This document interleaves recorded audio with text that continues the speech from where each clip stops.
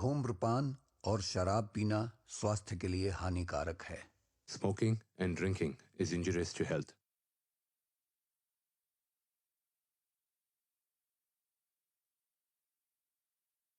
इस फिल्म का निर्माण के समान है भवानी। किंतु ये बालक तो नास्तिकता के पथ पर चल पड़ा है स्वामी। ये आपका भक्त कैसे बनेगा? इस सृष्टि में परिवर्तन सहज है देवी। बीज को देखकर ये कौन अनुमान लगा सकता है कि ये इतने बड़े वृक्ष में बदल जाएगा। ठीक उसी तरह बूंद को देखकर ये कौन जान सकता है कि सीप के मुंह में जाकर वह मोती बन जाएगा। तिन्ना, अब जीवन भर भले ही मेरी भक्ति परिजनों से संस्कार है, ऐसा आप ही कहते हैं। जिसने दोनों ही त्याग दिया वो आपका सबसे बड़ा भक्त होगा। अवश्य होगा देवी। समुद्र का जल आकाश में उड़ता है, पर्वतों पर गिरता है, झरनों में उछलता है, नदियों में बहता है, सिर्फ समुद्र में लौटने के लिए।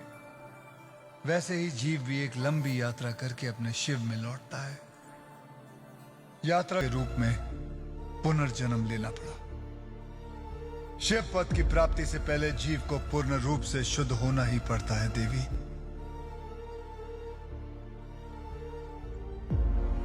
क्या इस जन्म में उसे आपके चरणों में स्थान प्राप्त होगा नीलकंठ?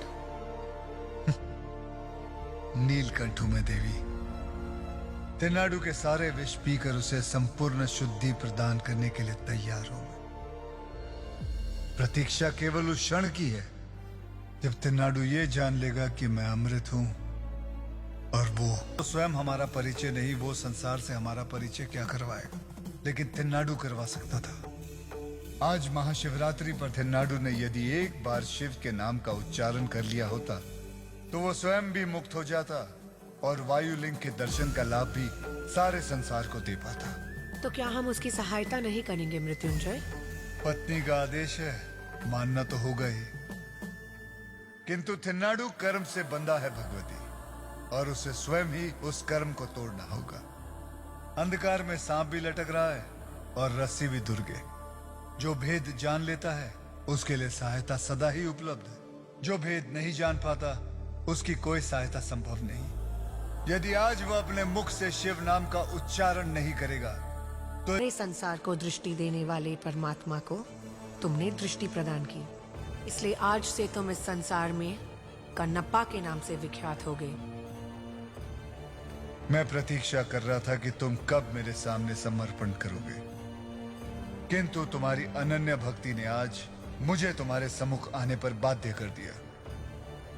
आज से श्रीकालहस्ती क्षेत्र में प्रथम पूजा तुम्हारी, उसके बाद मेरी होगी।